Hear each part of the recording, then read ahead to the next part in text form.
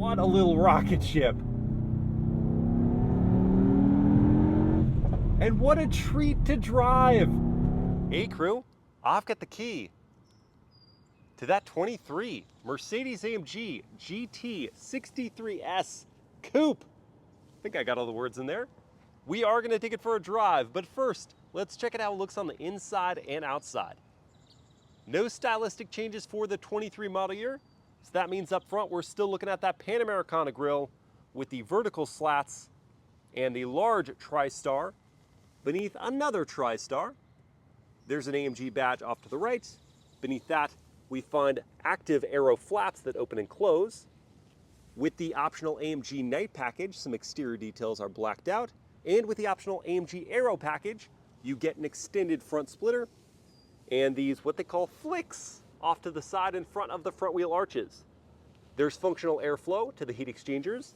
Above that, we find projector LED headlights with LED DRLs and turn signals. This one is painted in Cashmere White Magno. It's a soft white matte color with some metallic flake that I think looks great with the black details, like these optional 21-inch forged alloy wheels wrapped in Michelin Pilot Sport 4S tires, 275 section front and 315 at the rear. Within those wheels are yellow painted calipers clamping on 15.8-inch front rotors and 14.2 at the rear, but they're steel brakes, not carbon ceramics, and this vehicle, as tested, is over $200,000. I think it really should have carbon ceramics. Here's a V8 bi-turbo badge on the side with the optional exterior carbon package. You get carbon fiber for the mirror caps. There's black gloss for the window trim and lower sill. Stepping back to look at the profile, here's where that four-door coupe design language comes in with a gentle slope to the roofline. There's also the shark nose, cuts out and jumps back. And as we make our way to the rear end, we'll see with that exterior carbon package and the aero package, a fixed carbon fiber wing that's above slender LED taillights with turn signals. There are some non-functional vents here and some extra flicks just outside the gloss black diffuser housing the 4 trapezoidal exhaust ports. This AMG GT63 S, just gonna truncate the name for us, is properly intimidating, especially in this spec. My question for you, now that the CLS is out of the picture, which is better looking? The E63S, more traditional sedan, or this GT 4-door coupe? Let me know in the comments, and let's check out the interior. Opening up and looking inside at this upgraded exclusive black Nappa leather interior with available twin sunroofs. Suede wrapped headliner is standard. Optional yellow contrast stitching to bring in the yellow of the brake calipers. I like that. The seat inserts are suede wrapped, and these rear seats, which are just 2 defined seats, no middle seat, are heated as an option. On the doors, leathers up top with contrast stitching, optional gloss carbon fiber trim, some suede here, leather all the way down the door panel, standard Burmester 3D sound system, and then 1 touch up down windows. Stepping in, gotta duck that dome. Sitting behind my own seat at 6 feet tall, I've got plenty of knee room behind the cool but plastic backed seats. The foot pockets are a problem. My feet can't slide under them, and so the thigh support isn't good. Headroom is just fine. My head kind of just grazes against the roofline, so I can make it back to the headrest. It gets the thumbs up from me. In the middle are air vents, no third zone of climate. You do get 1 USB-A port here, in addition to these 2 that are within this tray behind 2 cup holders. Let's check out the front. Now there's no need to slam these doors closed because there is standard soft close, which is so very satisfying. But if you wanted to listen to the door close noise, it would be very solid, even with frameless windows. And there's smart keyless entry for both the rear and front doors. The front seats look really neat with pass-throughs for your racing harness. You get the AMG crest up on the headrest. They're heated as standard, not ventilated or massaging though, and no adjusting side bolsters. You do get 4-way lumbar, a thigh extension, aluminum foot pedals, AMG floor mats, aluminum tread plates that also illuminate. The front doors look very similar to the back. We had 4 one-touch windows, power adjusting and power folding door mirrors, 3 position memory for the front seats. If you pull on this tab, it will release the hatch, which bids you access to 16 cubic feet of space, which is not only a good amount of space, but it's also very easy to access with the hatch opening. There's a DC outlet off to the right, and if you needed more room, there's good news and bad news. The good news is you can have it with 40/40 split folding rear seats with the $4,000 executive rear seating package. The bad news is it's not standard, so you just get this if you don't pay for that. There's a power close and lock button on the hatch lid. And to get into the driver's seat, I will slowly lower in over the taller lower bolsters and then soft close the door. I'm sorry, can you say that again, please? Absolutely not Mercedes-Benz. I will not say that again. Drivers find a heated leather wrap steering wheel with perforations at 9 and 3, a flat bottom to it, and the thickness of the wheel rim is a lot for my glove-sized large hands. On the back of the wheel, we find these nice aluminum paddles, good action to them, power adjusting steering rack, and then here on the left are these reconfigurable drive selections, and on the right is your drive mode dial. They're touch-sensitive controls on the wheel. The right-hand side. But I can't help you with that right now. Good.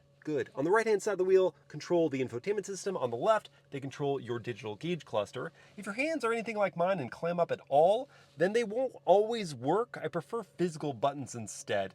The 12.3-inch gauge cluster and infotainment are within a single glass housing, and the infotainment is nicely responsive with good graphics. It does have wired, not wireless Apple CarPlay and Android Auto. Above the screen is stitched leather with an optional head-up display. There's more stitched leather on the passenger side. Optional gloss carbon fiber trim around that, which looks very cool with the turbine-style air vents, and the suede with the yellow stitching. More carbon fiber here. Slide that forward to find 2 cup holders and 2 USB-C ports with a DC outlet. Physical climate controls in addition to those in the infotainment system, and I appreciate having those as redundancies because they're quick access while you're driving. Further back, we've got a trackpad to control the infotainment if you don't want to touch the screen. Then we've got 8 individual modules in the shape of a V. V8, like the V8 under the hood. We got it. Further back is leather, and just a little bit of storage in here. You can wirelessly charge your smartphone with 1 USB-C port to plug in for that CarPlay. Visibility is just sort of okay, and there is a blind spot at that back pillar. Thankfully, there's standard blind spot monitoring with rear cross traffic. This cabin feels so special. From the 4 individual seats to the shape of the console to all the drive selections, the technologies, the carbon fibers, the suedes, the leathers. But it kind of should at $200,000 is tested. Let's see how much of that money goes to the drive next.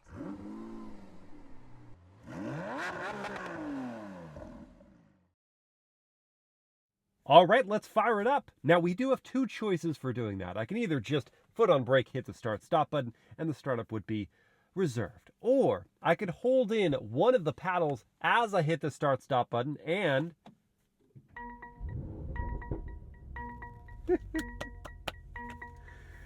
you heard the beautiful overrun as we kicked on that V8 motor. It's what they call what do they call this? Performance start? Race start? No. Race start is the launch control. I can't remember what they call it. It's called fun. All right, so for our drive mode, you have the dial here. We're in comfort to start. And then to go in reverse, we use the stock here on the side. Foot on brake, click up. That brings up a high-resolution camera system. We got your bird's eye view off to the left and many different angles. Apart from that, including a super wide view, side views, front views, and a parking camera. There is no 3D projection to scan around like you get in some other modern AMG and Mercedes-Benz vehicles, but you know what? It's okay.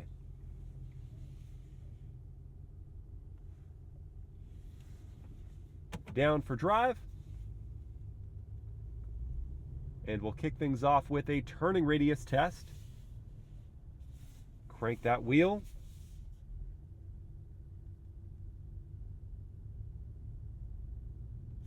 And for its size, that's a very good turning radius, thanks in part to the rear wheel steering system. Turn signal sound.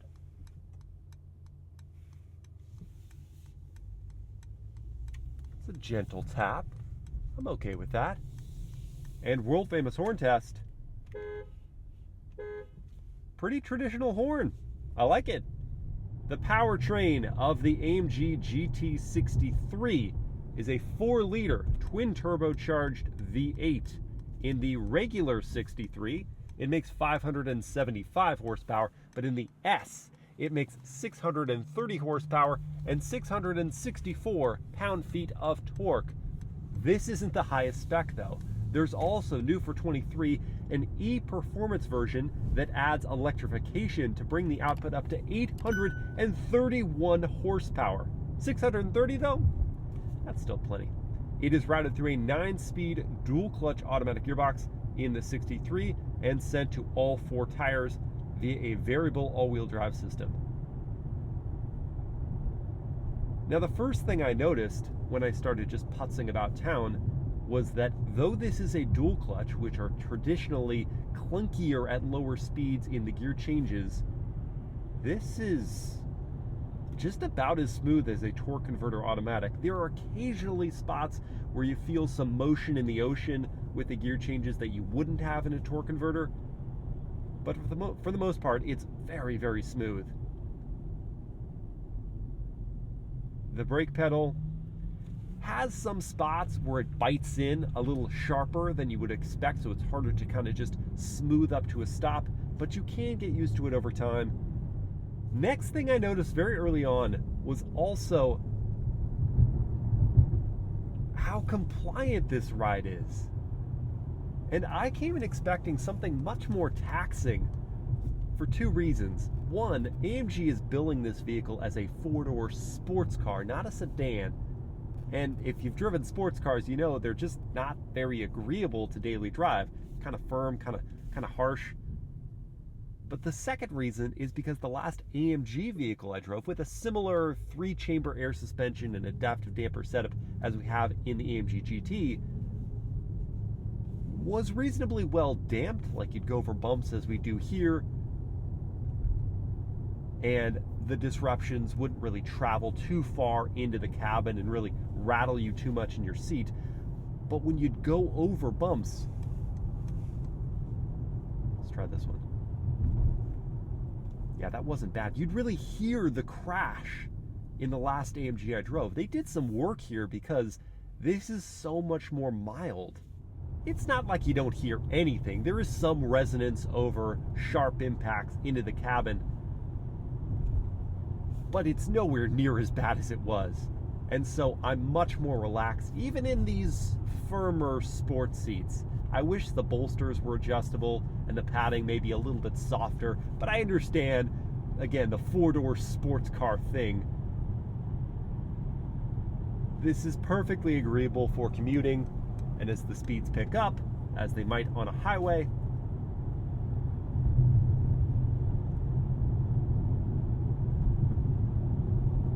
on this road surface right here, I'm getting a lot of tire noise, not much wind noise, not a lot of road noise. It's going to get quieter in a sec.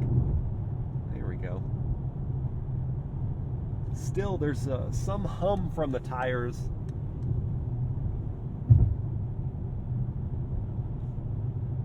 But more than anything, driving the AMG GT, I feel like I'm driving something extremely well built. Everything about its road manners feels so solid. And if I slacken up on the throttle, you see this 4 icon that comes on. That means it's gone from 8-cylinder output to 8 cylinders at work to 4 cylinders at work. And then if you go back in the throttle to a certain degree of input, then it turns back on the other 4 cylinders. But that cylinder deactivation technology is great for saving some fuel. And it means that if you're just coasting along, you don't hear much from that V8. So you can daily drive this thing without issue, but on the weekends, or if you manage to get yourself to a track, how does the AMG GT63 S perform? Now, I hope you'll forgive me, but we are going to skip the warm-up today and go straight into the full-on exercise, meaning the real-world 0 to 60 test. Got my race box set up here, and in preparation for launch, I'm going to move into the race drive mode.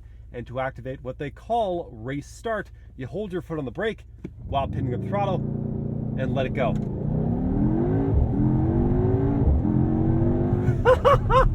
3 seconds flat to 60. There was not an ounce of hesitation as we rocketed off the line. And that twin turbo V8 is fully on song now.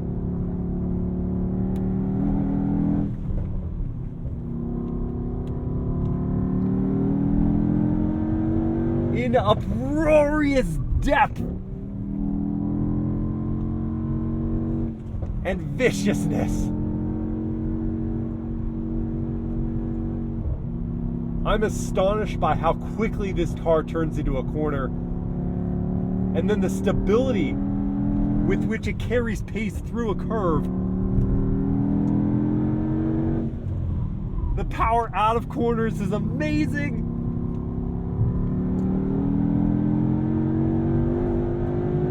And the straight line speed is phenomenal. I love this soundtrack. Holy cow. The brakes, they've got their work cut out for them. Almost 4,700 pounds to slow. You can't really forget what you're driving. They do their best, and it does slow the vehicle down. Just give yourself some margin. The steering is very accurate, and the buildup of resistance offers quite a bit of communication. I like that the steering isn't overweighted as well. Sometimes automakers, to compensate for lack of feel, will just make a rack very heavy. This they didn't do. They weren't tempted to do that. Gosh, I love this sound.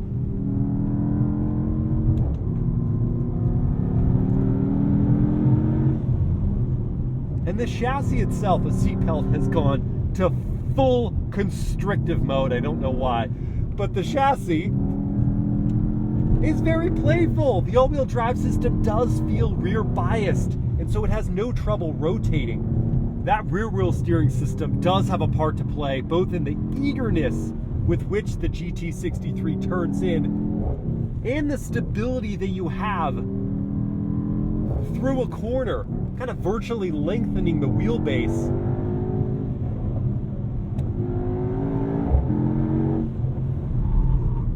The brakes and tires do feel pretty overwhelmed.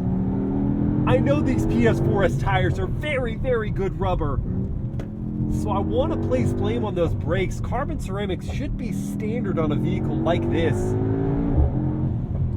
And if not, then at the very least, do check that box if you're thinking about buying this one. It's not the lack of bite, it's the lack of strength to resist the almost 4,700 pounds.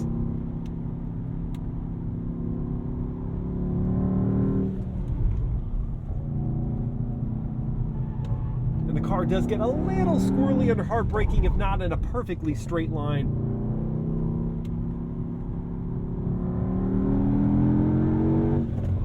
Limited slip differential in the back. Could get the power down.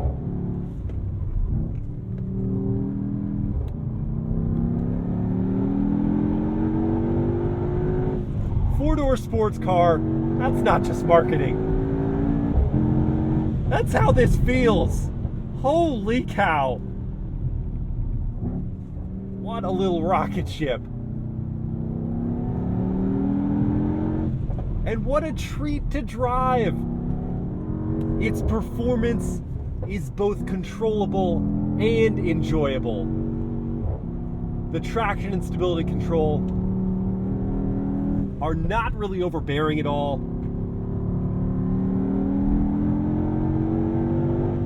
The transmission in auto mode will hold on to gears. I want to try manual mode. So if I hit this tab here, which I programmed for the transmission, now I can shift with these nice large aluminum paddles. They've got great action. You can follow the tack on the right-hand side, see if it'll hold out to red line. It will indeed. Oh, and the pops of overrun.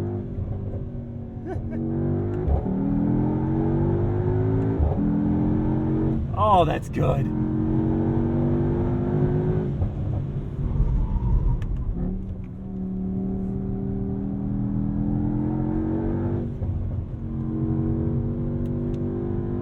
The only thing about this vehicle appears to be the weight transfer.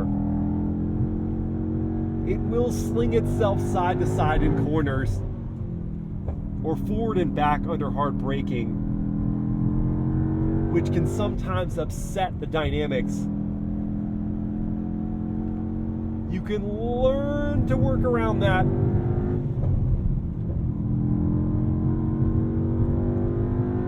Because everything else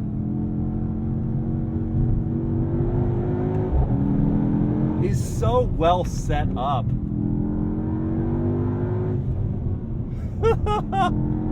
What a force. The shifts are quick.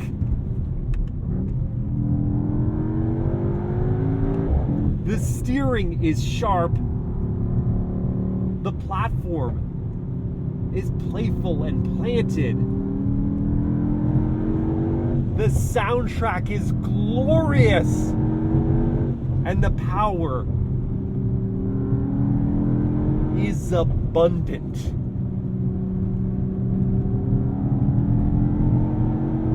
You just have to drive it with the understanding that it's not a featherweight, this is not a Miata.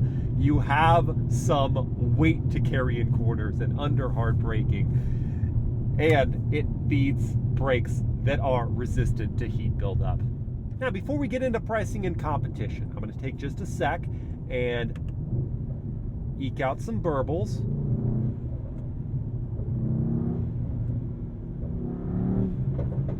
There it is. That's what I'm looking for. And now get into fuel economy and top speed. The fuel economy of the AMG GT63 S is 15 in the city, 21 on the highway, and 17 combined, while the top speed is 195 miles per hour. The starting figure for the non-S version of the GT63 is about $150,000. If you want the S, you're paying an additional $21,000, so it's $171,500. And this vehicle, as tested with a lot of options except for carbon ceramic brakes, is just under $202,000. Just saying that price out loud makes my word of the day seem so much more appropriate. And that word is brazen, meaning bold and without shame. Because can you really have shame if you're charging over $200,000 for something with 4 doors? I don't think so. But it's beyond the price with the AMG GT63. It's the confidence it exudes with the exterior and the extravagant interior and the soundtrack.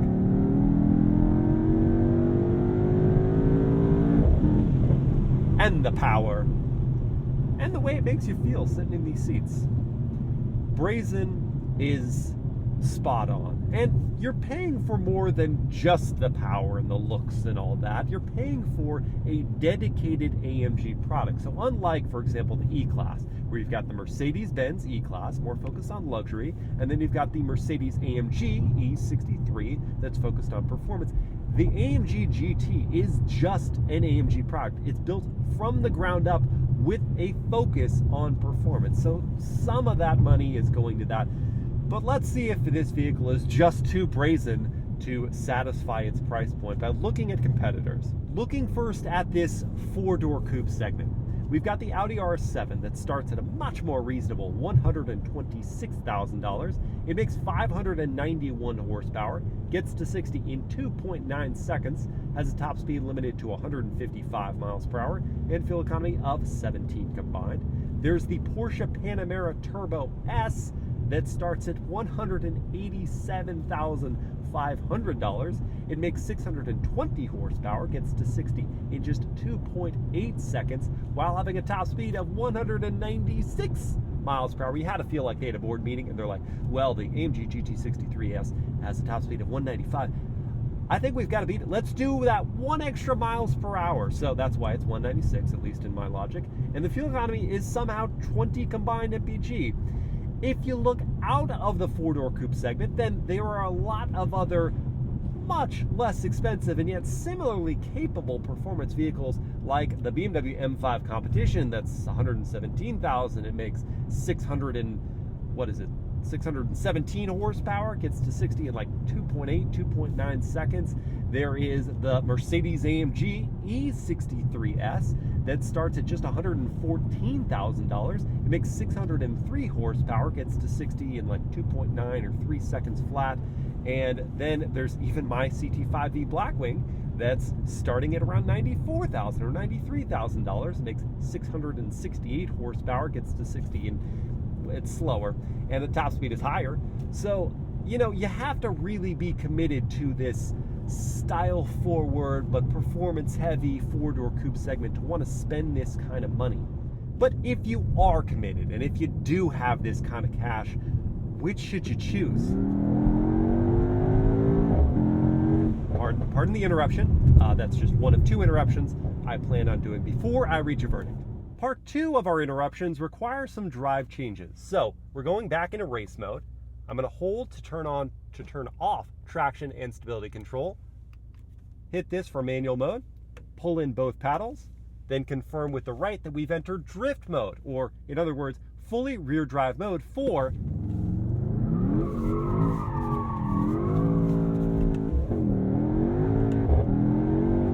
slidey fun. Okay, I promise I'm done with distractions now. We're gonna reach a verdict. I have engaged the adaptive cruise control with steering assist just to show you how that works. And it's not really intended to be a hands-free system. I'm just showing you how it takes the curves of the road. Looks great. Has lane change assist. 2 thumbs up. AMG GT63 S, Audi R7, Panamera Turbo S. Unfortunately, I'm kind of back into the answer here. The Panamera Turbo S has incredible steering, better steering and better body control than the AMG GT63 S. But at 18 grand more just to start, making less power and not really giving me the same wow factor on the exterior interior, I can't really justify the price of that one. The Audi RS7, significantly less expensive to start. Great performance, a clean exterior and comely interior, not really delivering on what I think that this style-focused segment is going for, which is just serious curb appeal and that special, kind of the intangible specialness of driving the vehicle. I don't think the RS7 does quite as well. The AMG GT63 S is 20 grand too expensive to me. It just is. I think the S model should be priced where the standard 63 is priced.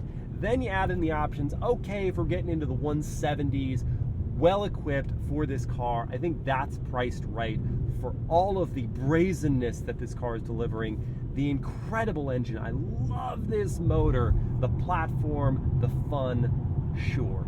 It feels too expensive to me. The whole segment itself feels a little expensive to me.